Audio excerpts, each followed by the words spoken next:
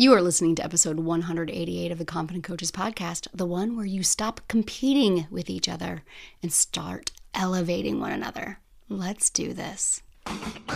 Welcome to the Confident Coaches podcast, a place for creating the self-confidence you need to do your best work as a life coach. If you want to bring more boldness, more resilience, and more joy to your work, this is the place for you. I'm your host, Amy Latta. Let's dive in.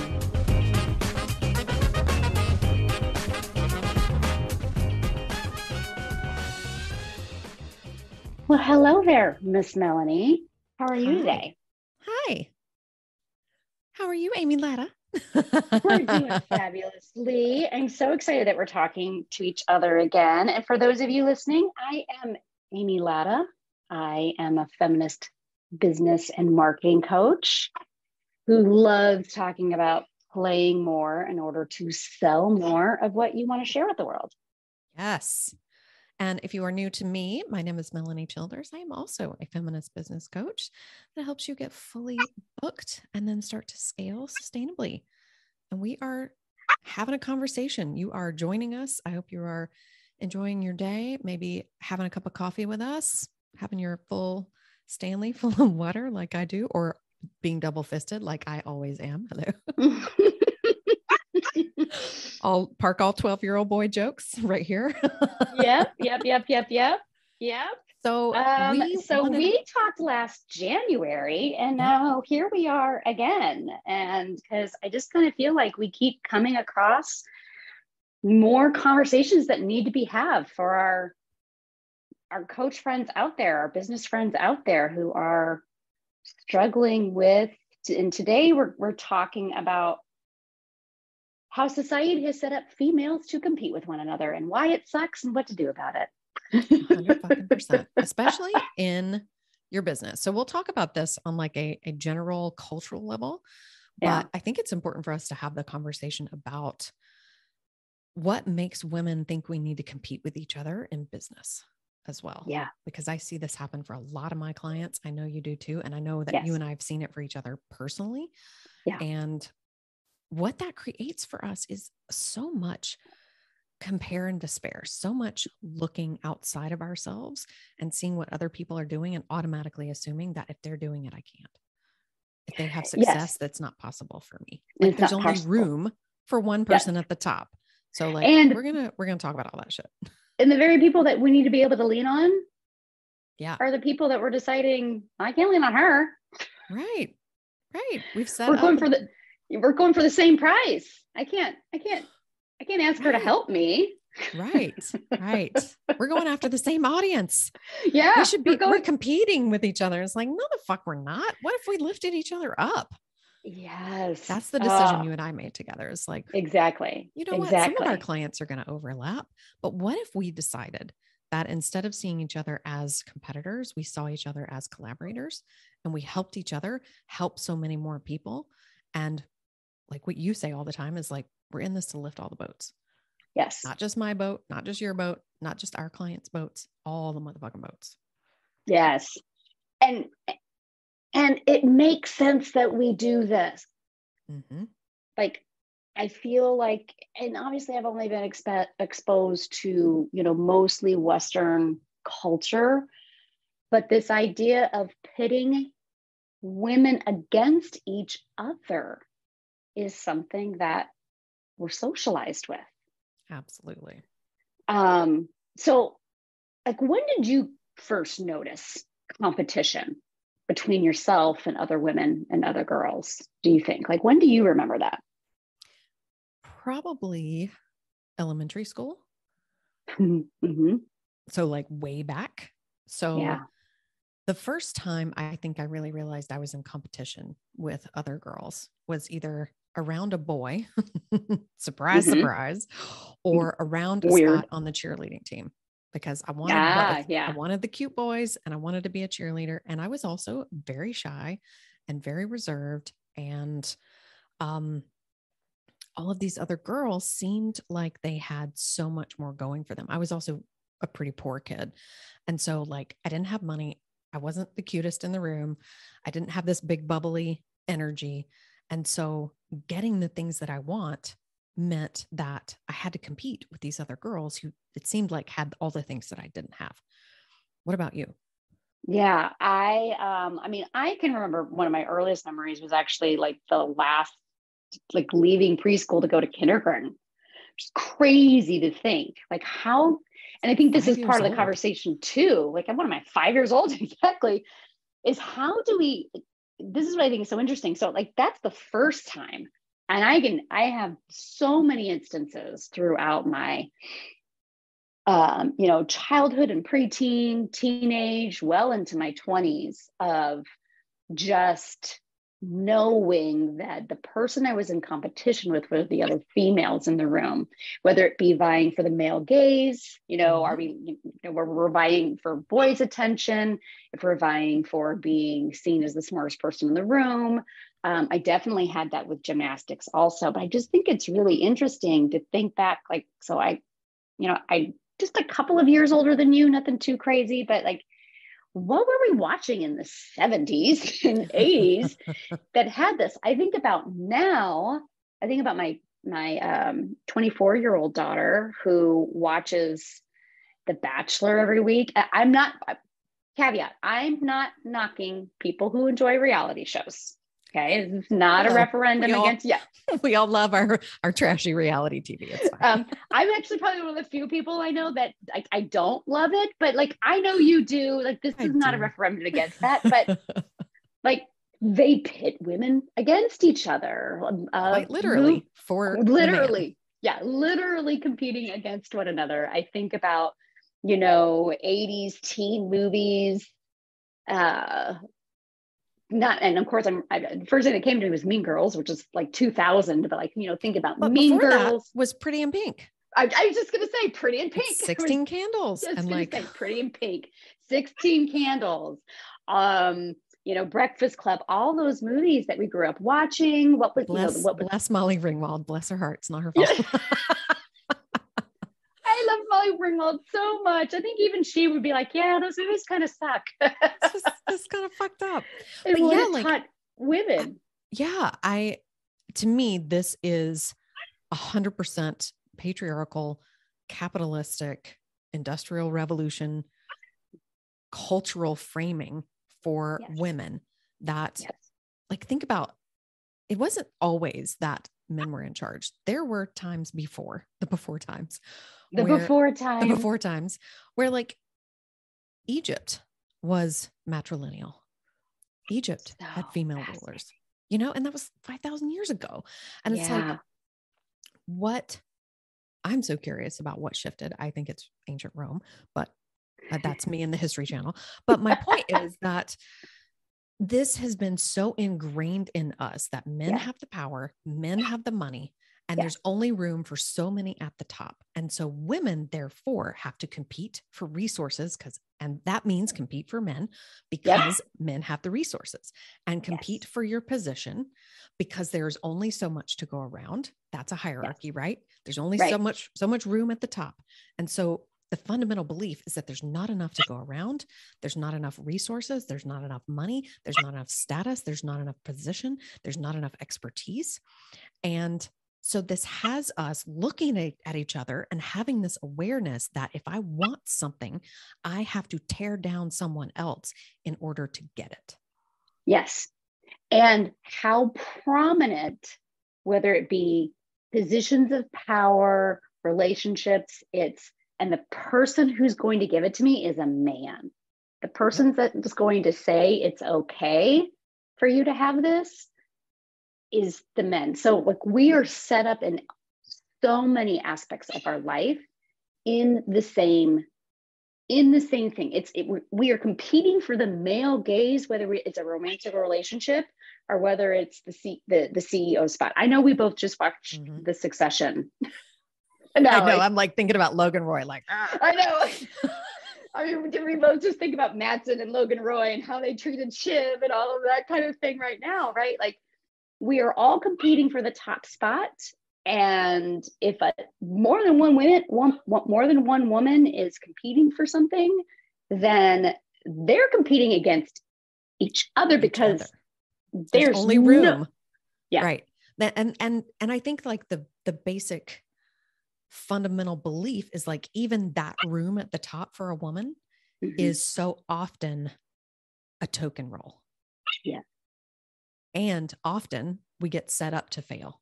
Have you ever heard of the glass cliff? I just heard of I this have. a couple I of just weeks heard ago. about this too. That women will get promoted in times of crisis so that they are the ones who fail and get shoved off the cliff. And I'm like, yeah, I didn't know there was a word for that, but now I see it, and I've been seeing it. And this to me, like, this happens in business too, because so many of the quote unquote successful business people that we follow, the experts, the gurus, what are they? They're white dudes. And so many of us are competing to get in the room, to get in the influence of the white gaze, the white male gaze. And what's also happening is that we structure our success to look like their success. We structure our businesses to look like their businesses. And so we accidentally are perpetuating patriarchal, misogynistic cultures in our own businesses. In female-run businesses. And I see this happening with, I'm not going to name names because that would be rude, but with a lot of extremely wealthy women who are having a lot of success especially in the self-help world. Yeah. And I'm like, oh, all what you did was you copied that person's path to success. And you also accidentally copied the hierarchy and the misogyny and the self-loathing and like the way that you treat people in your business and the competing with other women, whether you mean to or not.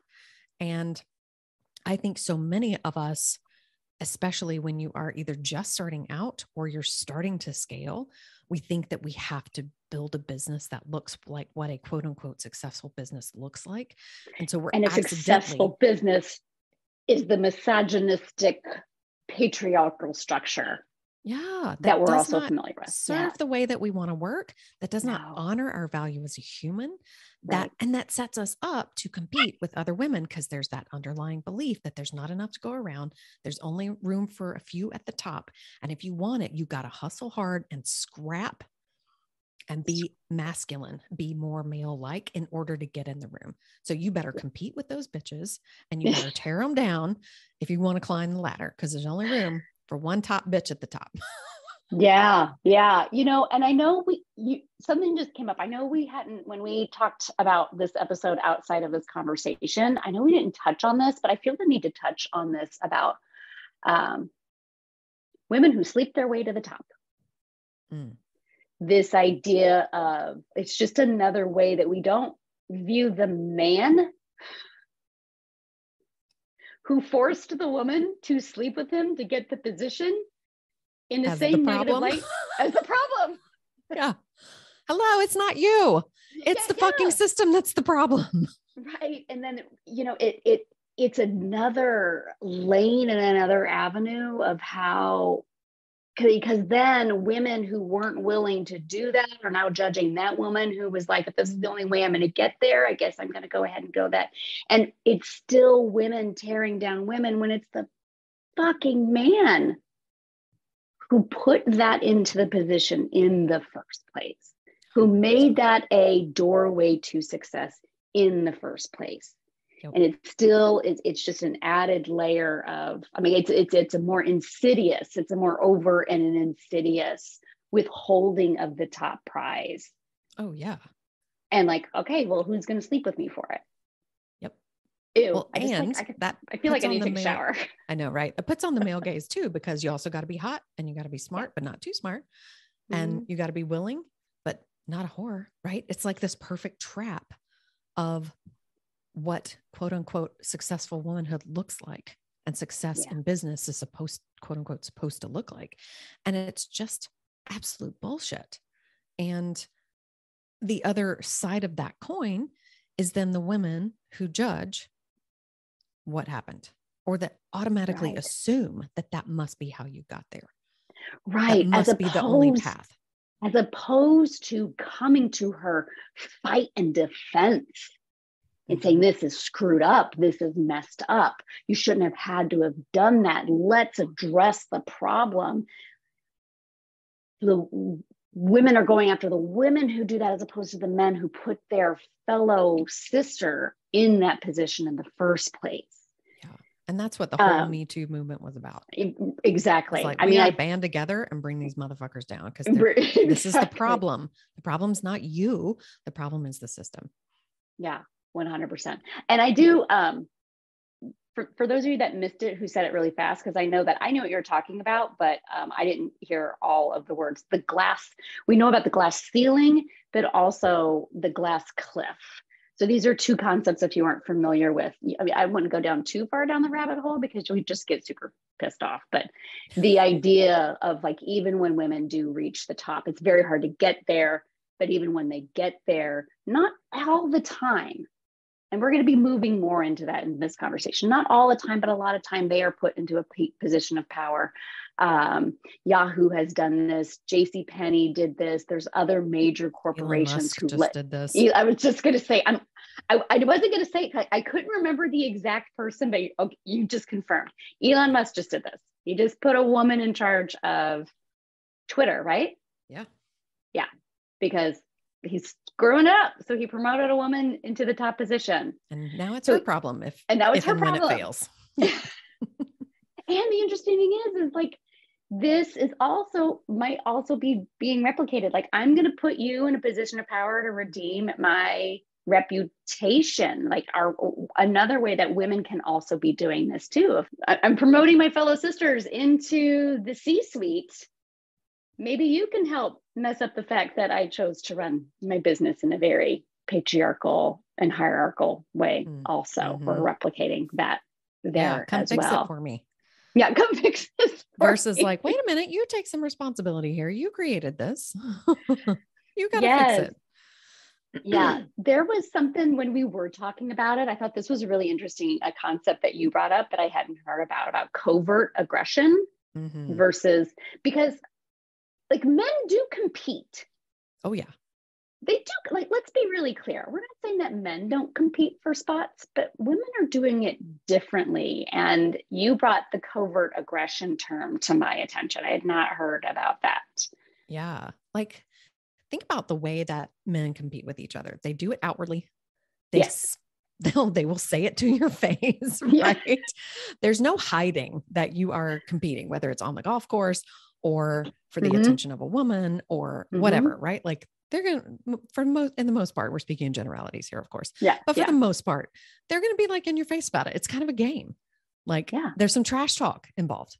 Women compete very differently. We compete with covert aggression. And what that means is that we hide our competition from each other and we tear each other down, or we ask questions in smarmy, like sneaky ways. Yeah, like we're presenting ourselves as abandoned sisterhood, but we're actually like looking for chinks in the armor. But we're actually looking for secret ways. And it's really funny because I don't know if you're familiar with the comedian John Mulaney.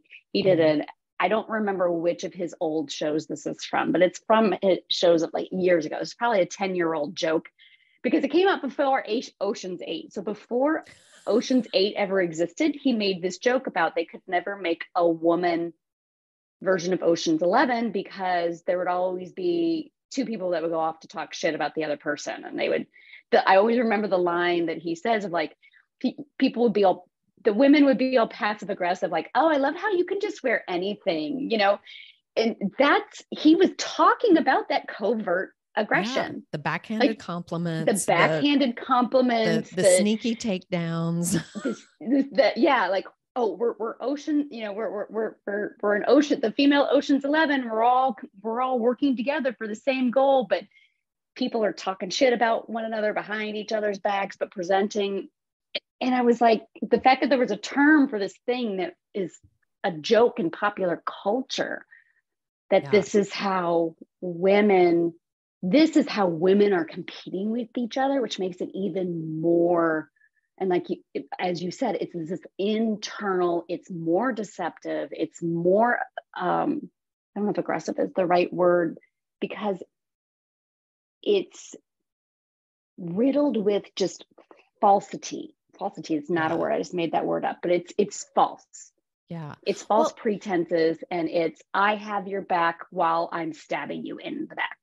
Yeah. Well, and think about, like, in my mind, the reason that this happens is because we've also been taught by the patriarchal system that we're supposed to be nice. We're supposed to be polite.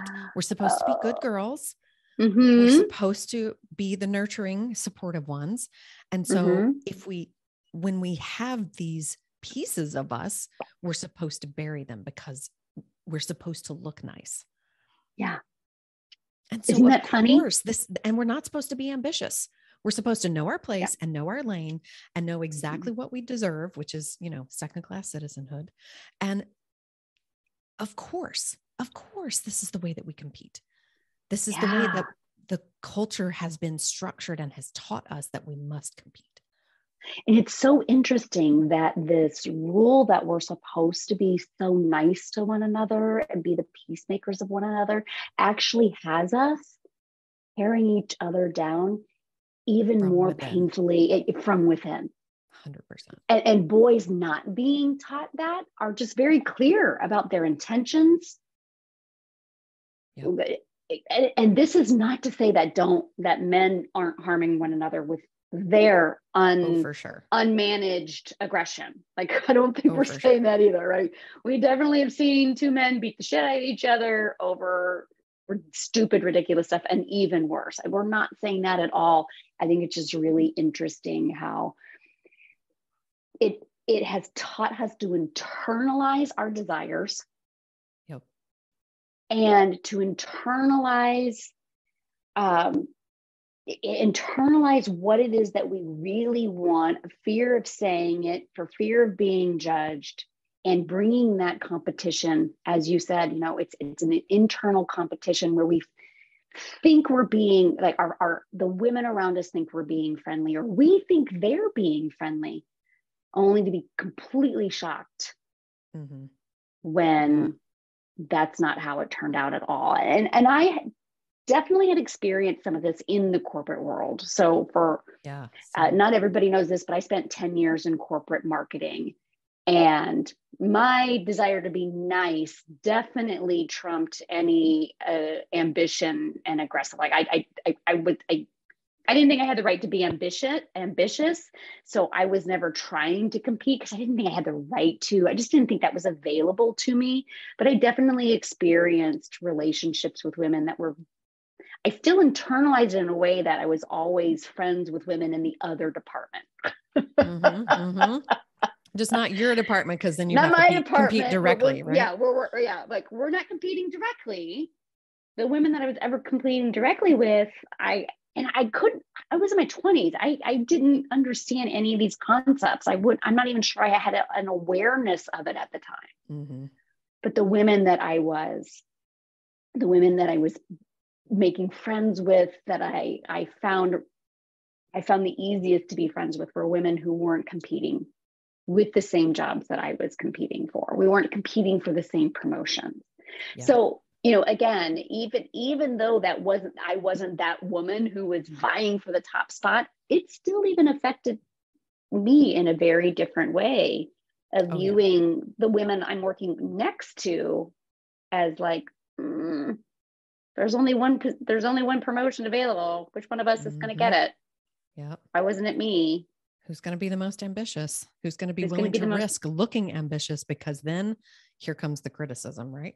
And I think that really what plays into this is this difference of the locus of our confidence and the locus of our self-worth. Because for men in general, self-worth comes from within, confidence comes from within. It is indisputable, it is undoubtable, and they are raised that way. And for women, we are taught that our locus of confidence and self-worth relies on what other people think about us. And so we don't want to look too ambitious because people will have negative thoughts. We don't want to go after that big thing or look like we're too big for our britches, in quotes, because people will come after us. There will be criticism, and that will be too painful. And this, I think, too, plays into why we covertly compete.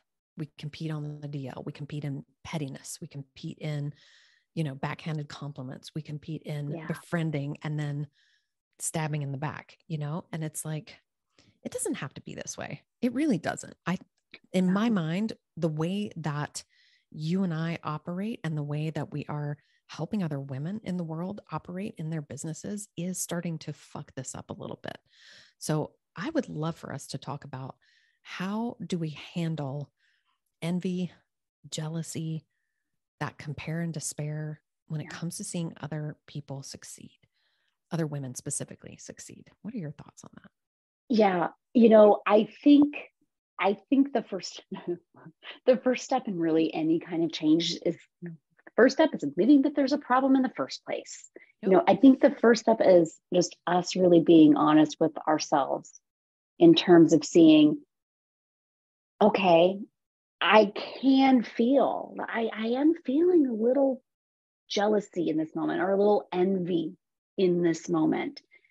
And I understand why. Like, we've just spoken to the why, so that we can address the shame that then comes with admitting that that's what's going on in the first place. Yep. It makes sense.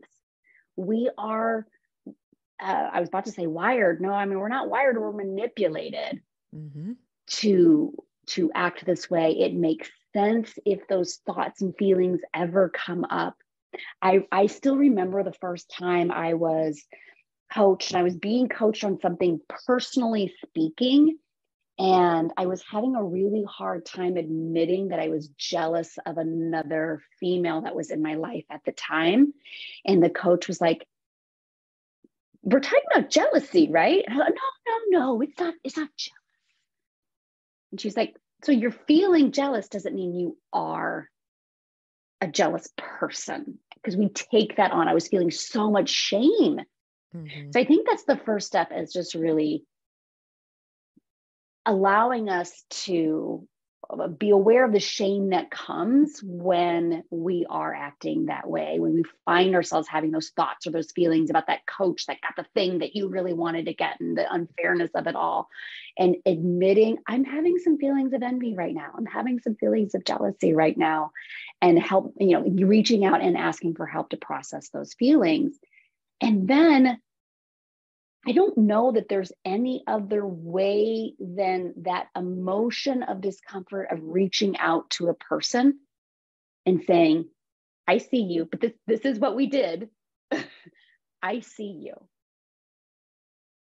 We are doing similar work. We are doing similar things. We have similar values. I see the awesome in you. Let's have a conversation about this." Let's start conversation with one another. I think at some point it's just women really turning to other women and saying, "I see you. Let's support with one no another." ulterior motive. With no ulterior motive, y'all. Yes, You cannot do it from a sneaky place of, I want to learn everything that you're doing so that I can then steal your audience. Don't fucking steal your audience, right? Of I have no ulterior motive. And I wish I could remember our exact beginning conversations. I honestly don't. Memory is not my strong suit, but I never felt like either one of us had an ulterior motive once we started, having side conversations and texting one another, etc. Of just that idea of we had so much in common. So maybe that's the thing, is reach across, and I keep saying reach across the aisle. We're not talking politics here necessarily, but reaching across the aisle to our female friends and sharing our commonalities with one another, and being willing to experience some vulnerability with each other. Here's the interesting thing. We're actually really good at that. Yeah. Yay, coaching. and women in general tend to have more empathy and compassion. And we have been trained and raised to be nurturers. So what if we used that for one another instead of against one another? Yeah. For each other's success. Yes. For each other's success. Yeah. Exactly. Well, and instead of how did they do that? Right. Call her up, send her a message and say, "That's really cool. I have a similar idea too. I've been wanting," it's sometimes it's just that tone of difference. How'd she do that? Yeah. Why can't I do that? And why can't I do that? Envy and jealousy, And compare and despair really just means that you see something you desire. Yeah. That's it. It does not Mm-hmm. make you a bad person. These are normal human emotions, right? It just means, oh, I see something that I want. And in my mind, when I see another woman succeeding in a way that I deeply desire and might feel a tinge of, or even a lot of envy or jealousy, what I look for is, how could that be possible for me? Yeah. Let me stand here and think about how that she's like paving the way for me, even if they're doing the exact same thing. They have a very similar audience. What I look for, instead of let me be jealous because I don't have it yet, I look at it as market proof. Oh, there's a market for this. Awesome. Yeah. Let's fucking go. And you know the other idea, and you kind of touched on it, but it's really landing for me right now of like, what is that envy and jealousy telling me that maybe I didn't know? Right? Like you just said, it's telling you what you really desire. What if you explored that? Oh, this person that I'm always comparing myself to, that I feel jealousy about. If I'm not in competition with them, what are these feelings trying to tell me? What is it that they're achieving? What does that have to tell me about me and what's important to me? Because it might help get you more clarity about what you really want. 100%. Yeah. And that can be an area of I talk a lot about, and we, by the way, friends, you're listening to two people who have ADHD, and I want to publicly say thank you to Melanie Childers right here on this podcast, because she's probably the main person who pushed me to go see a doctor. Not pushed me, but you just sharing your experience about that really pushed me to go see a doctor. Again, how women can support one another by sharing what's going on with themselves. I'm so glad that was helpful. That means a lot to me. People were talking about it, but it was really you that was like, I think you should just go to a doctor. And I was like, all right, Melanie said. Just go talk to somebody. Yeah. But as I've been really exploring my relatively new, and on my podcast, my listeners I did a whole episode. They really know this journey over the past couple of months. One of the things that I realized is this is kind of an answer for why sometimes what my future vision, sometimes I have trouble seeing full vision. Sometimes I have trouble defining everything that I want. I'm really good at saying what I don't want, but I have a hard time articulating what I do. So I love this idea that who I think I'm comparing and despairing with, who I feel emotions of envy and jealousy, could also be helping me see parts of that future vision, parts of that I'm struggling to define. Yeah. That feels so much better than they have something that I can't have. Yeah. I think that thought is definitely not useful. No. Nope. Not a good one. Pick a different one. Pick a different one. Pick any different one. What really helped me break out of compare and despair, which is when you are like scrolling socials and you see someone who has what you want and you automatically assume that, oh, well, that means I can't have it. I suck. There must be something wrong with me. Everything's terrible. That's never going to work for me. Right? Like it's that trap. And my mind loves that trap, y'all. But what really helped me break free of that is starting to look for, okay, this is just proof of what's possible for me. Yeah. This is proof. She's just a couple of steps ahead of me. Maybe she's better at this and this and this. And those are things I can learn. So this is proof. Thank you for paving the way. This is proof that I can follow these footsteps, or I can also get where I want to go to. And I think when we're thinking about how can we be both ambitious and collaborative at the same time, how can I go after my goals and encourage and support other women going after their goals? A lot of it is this rewiring of what we think success looks like, what we think competition in quotes looks like, and what we think is possible for ourselves, so that we can set our goals really high and be that ambitious go-getter that we are, and help bring other women up with us. We have to disengage from that competitive mindset, the way that we've all been taught to compete with each other, and start viewing other women as supportive collaborators in the process, so that we really do start like doing the work to raise all the boats, but it comes from within. It has to start, it 100% has to start with us as individual women. And I think a lot about, if it's possible, there isn't just one prize at the top for women. It could be possible that there's enough to fucking go around, y'all. Yeah. Just going to say it here. Possible that there's enough to go around. If it's possible, every single one of us has it in us to achieve exactly our definition of success. And I think about like being that ambitious and collaborative is like, then what the phrase of like, seats at the table of leadership. I'm like, okay, so what does it look like to just start building brand new fucking tables? Yeah. Like, let's redefine this idea that it is so hierarchical. I have the worst time saying that word, but you know what I'm saying. It's okay. Hierarchical. I do too. And like redefine these rooms. We can, if it's true that the rooms aren't set in stone, and just because they've been a certain way for 1,000 years or 2,000 years, who gives a shit? We can rebuild these rooms of leadership, these rooms of entrepreneurship, and we can start right now. And it actually starts with us individually, so that I can be as ambitious as I want to be. I can talk about wanting to make money, and it doesn't make me a money grubbing whore. Yeah, exactly. So that means that we have to define what we believe about money, what we believe about who has money and who's allowed to have money, what it means to be ambitious, what it means for women to be ambitious. Women being ambitious.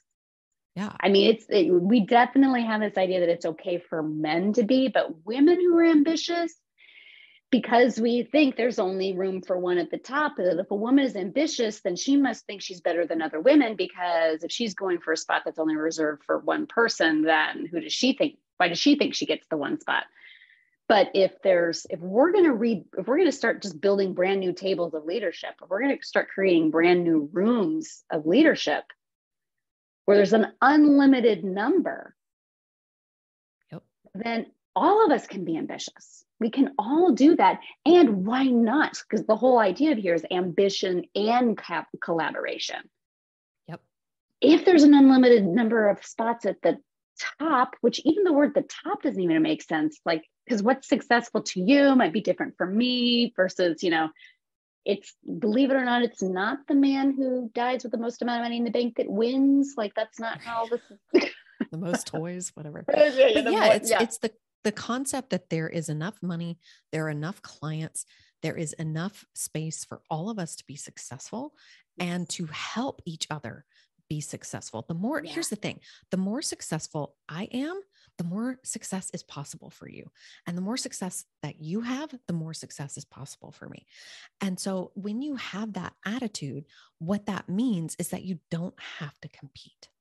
You get to collaborate. You get to work collaborate together because of that. Yes. Yeah. That's why the collaboration can go together with ambition.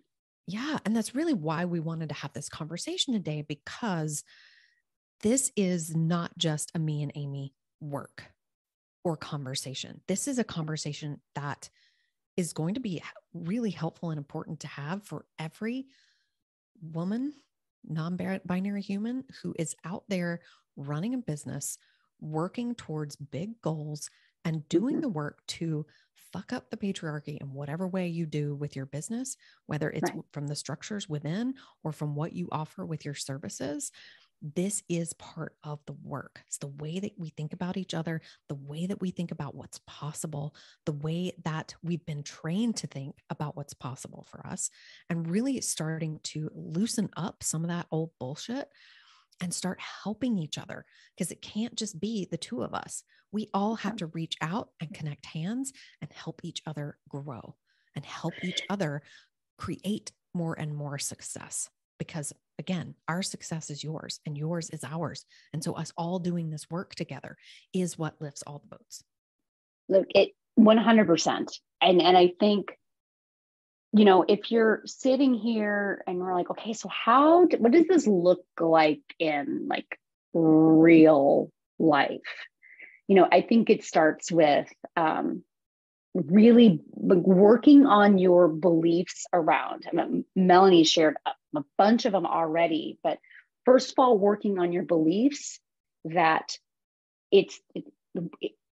there is an unlimited number of resources, success, clients, and money. We are not competing for one tiny pie. There's endless pies.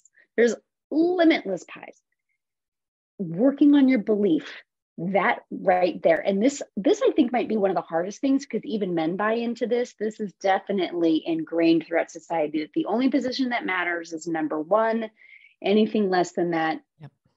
If you're not a winner, you're a loser, right? If you're not a winner, you're a loser. I mean, we've heard this every which way possible.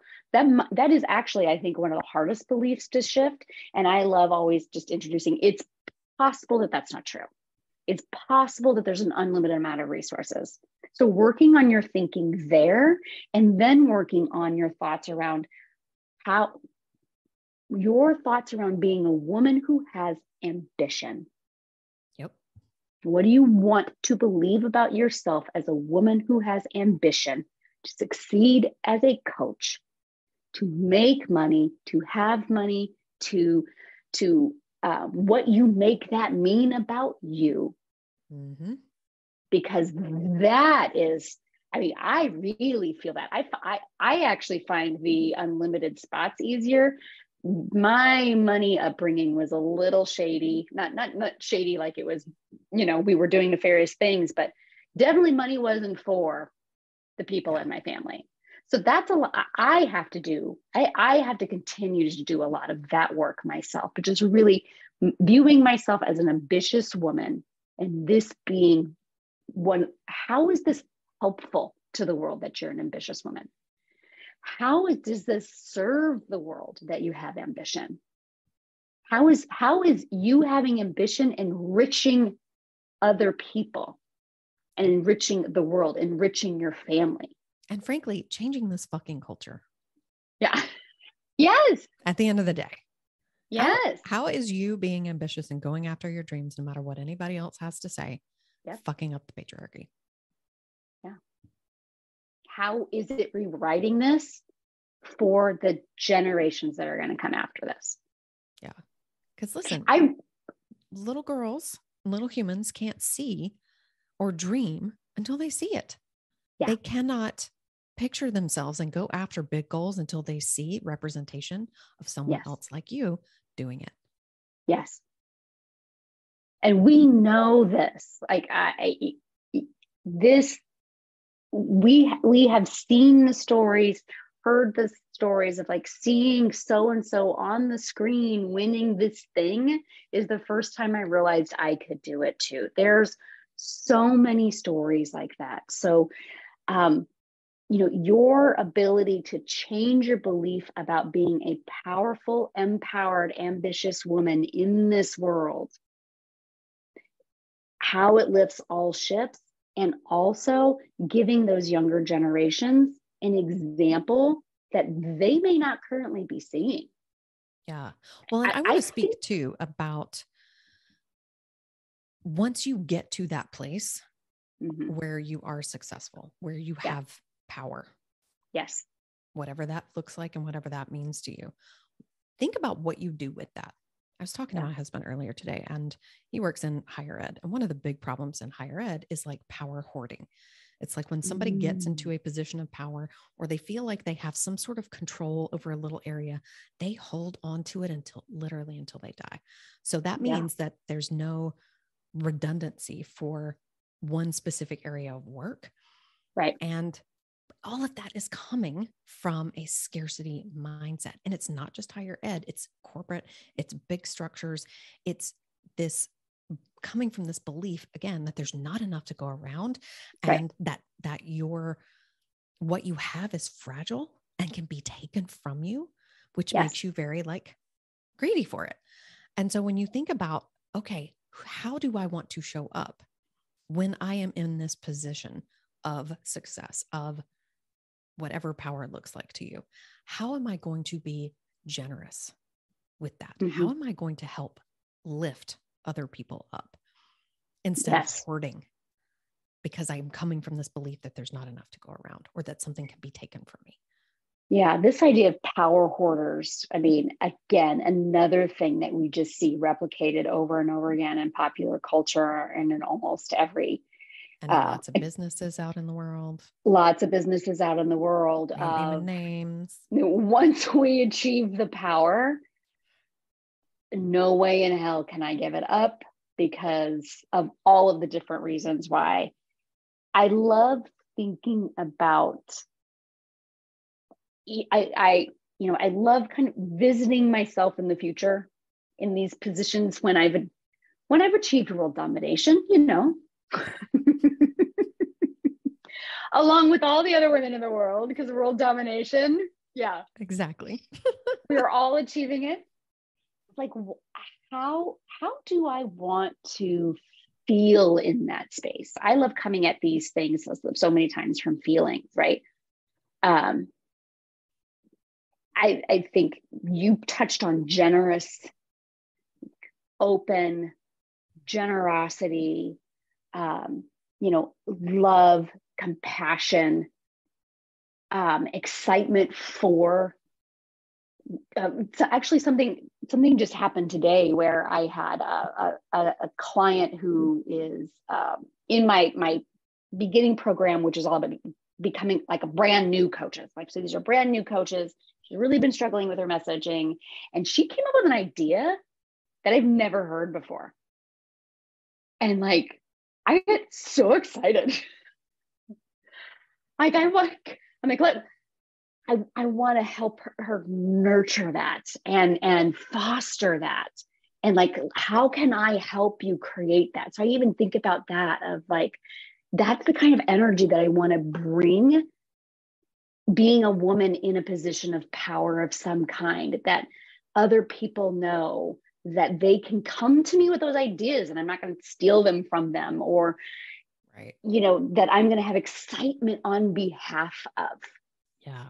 Yeah. I love that you said that. I just had a client in the mastermind who is having an incredible week. And I keep thinking about how excited I am for her and how, like, the future she's going to have. And like, how do I help her get the resources? How do I help her be more successful? So like, I sent her links to this like stage talk that she can pitch to. I'm like, this is your people. This is exactly who you want. Yeah. I sent you one today too. And it was just yeah, like, you did. It was like, the thinking behind it is, I want you to succeed. I want you to succeed. Your success does not take anything from me. Yeah. That is the attitude that you got. I'm not going to lose my power if you also become successful with me. Right. It is about sharing. It is about believing that there is enough of that as well to go around. There's enough room on the stage. There's enough room in the room. There's enough room at the table for us all to succeed, that you don't need to be afraid that someone could take something from you. And here's the thing, there will always be people who are takers, and that's okay. This attitude, though, is what is going to help you create a generous and generative business that helps other people succeed as well. And so in my mind, this is our work as coaches, as successful women, as business leaders, industry leaders, to start to, and we have been doing it, but like just having this conversation is like starting to help other women reframe what it means to be successful, what it means to be collaborative, what it means to lift up other women and help them succeed. This is what it is. Help them succeed. Don't see their success as something you should do or something that is a threat to you. Like I have seen in a lot of places where one client starts to get successful and starts to like really run for a goal that maybe her mentor has, and her mentor will do the work to shut her down and keep. And I don't think it's intentional, but I do think it's coming from this place of there's only enough to go around. I'm at the top of the heap. I'm the one who's the expert here. Don't you dare go faster than me. And so something that I have always said with all of my clients is go, run. I want you to be successful. Show us how it's fucking done. Yes.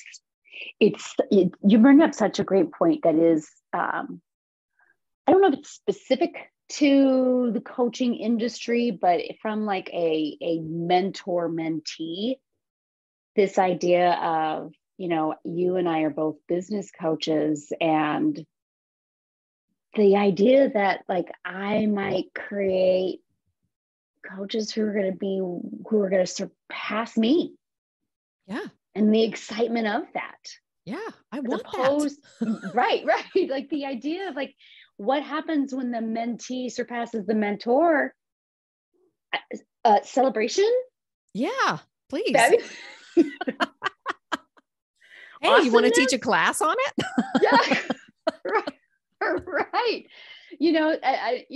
I feel like I've seen that plot in a movie somehow of like, the mentee surpasses the thing, and then, the student becomes the master. The student becomes the master, and then suddenly the old master is like, no, that's awful. Is that like the plot of The Star is Born or something like that? Like, it's kind of that idea of like, he brings this on and she ends up surpassing him, and it's awful.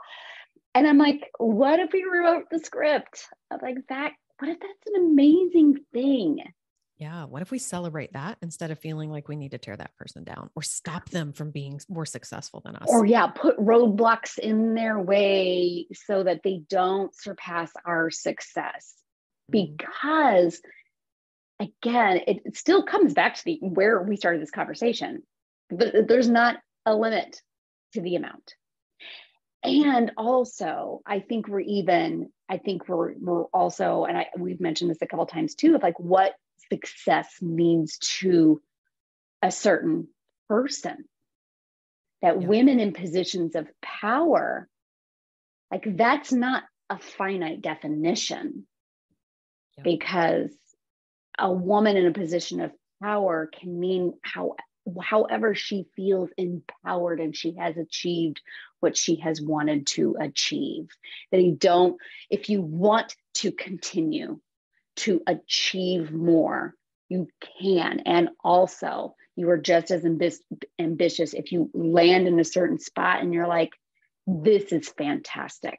That we're just rewriting the definitions of what these things even mean and removing the judgment of ourselves and of one another. Yeah. I was talking to a friend the other day who runs a $20 million business, and she was saying, you have to define what success looks like for you, because thinking that this is better than where you are is a fallacy. It's just bullshit. It's just different. And we need to be celebrating the 100K business earners, the 50K business earners. And if that is where they want to land, amazing. That is enough. Because once you scale, that's a whole different proposition. You're not just the person delivering your stuff. Now you're running a company.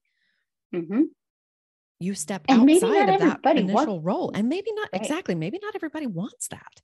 And that's okay too. Like, you get to land wherever the hell you want to be, whether it's multi six figures, 100K a year, 50K a year, 10 million a year. It doesn't matter. You get to decide what that looks like, and you get to decide the kind of business and the kind of company that you want to run.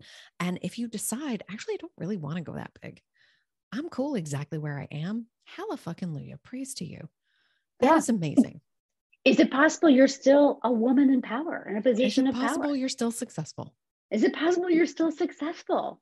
One of the prime goals of my mastermind is creating an income that elevates your life right now. Yeah.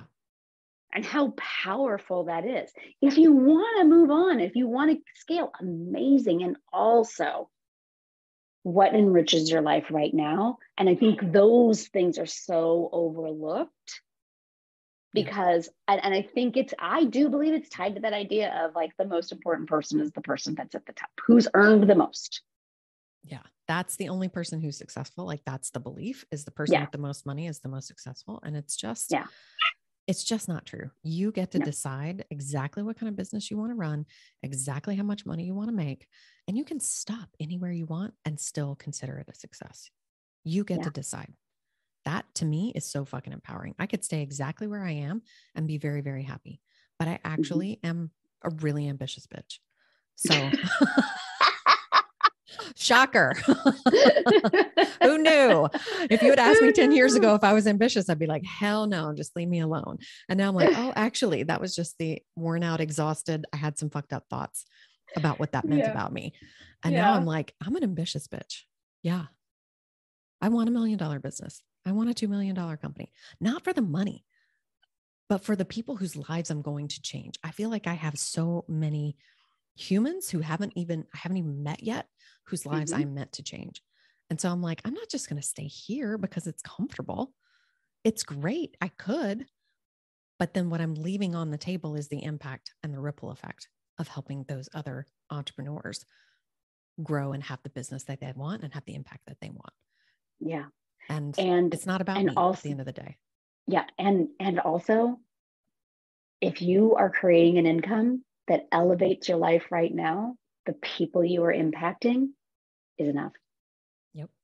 Absolutely. In other words, never use any of these stories around ambition, competition, success, and power against yourself from the point of, I'm actually okay here and I like this here. Yes.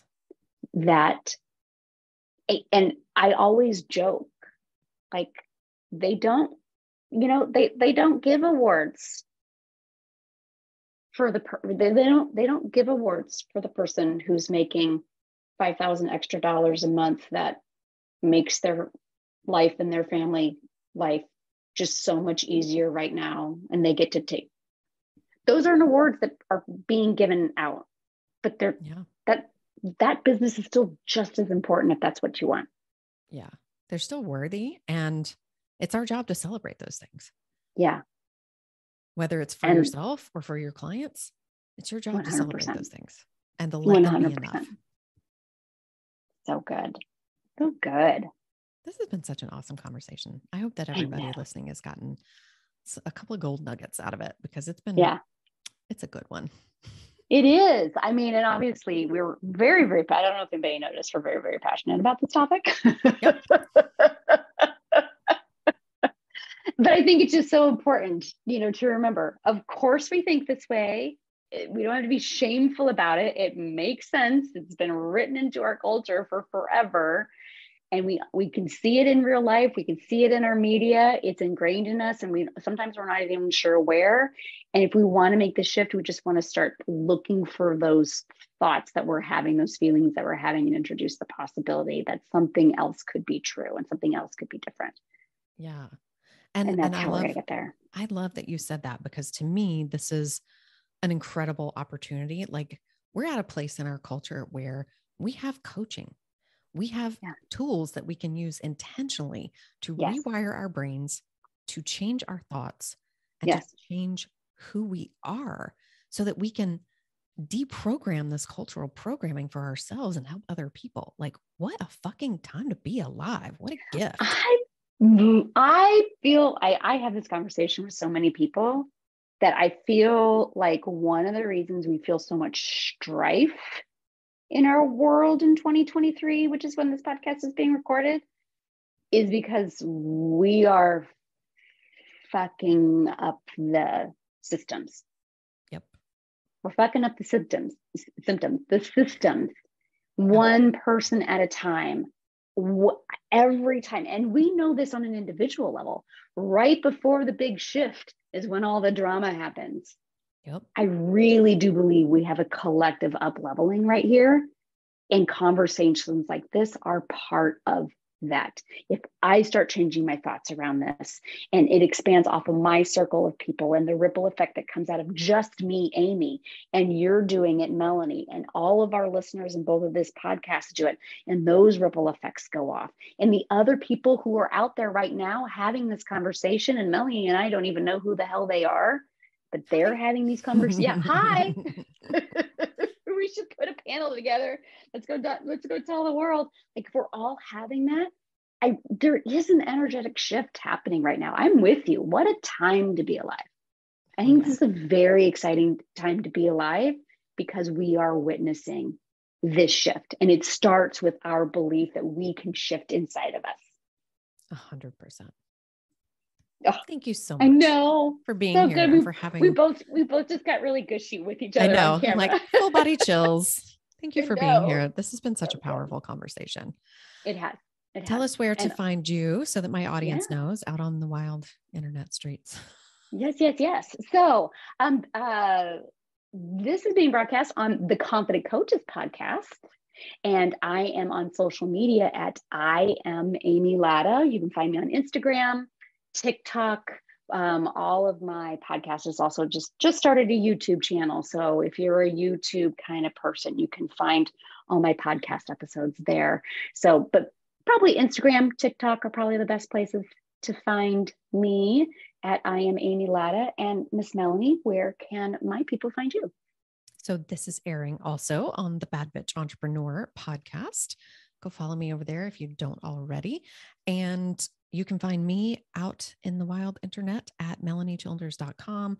I am on Instagram at Melanie Childers Coaching, but I'm having way more fun over on TikTok at the Melanie Childers.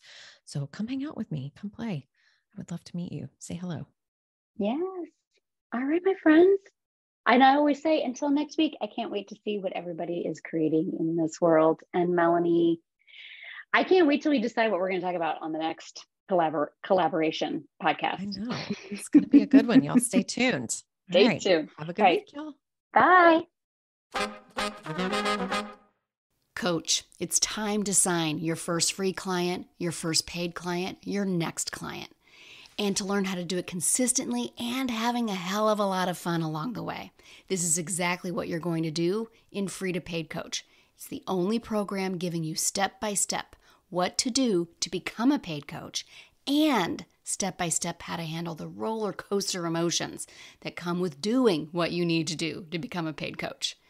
If you know you can't not do this life coaching thing, but believing that you can do it, handling rejection, and remembering how to do all of those things shuts you down, the Free to Paid Coach community is waiting for you. Find everything that you're looking for inside. It's only $1,000, payments are available, and then you are in forever. Visit amylatta.com/FTPC to join us right now. See you inside. Let's get paid, Coach.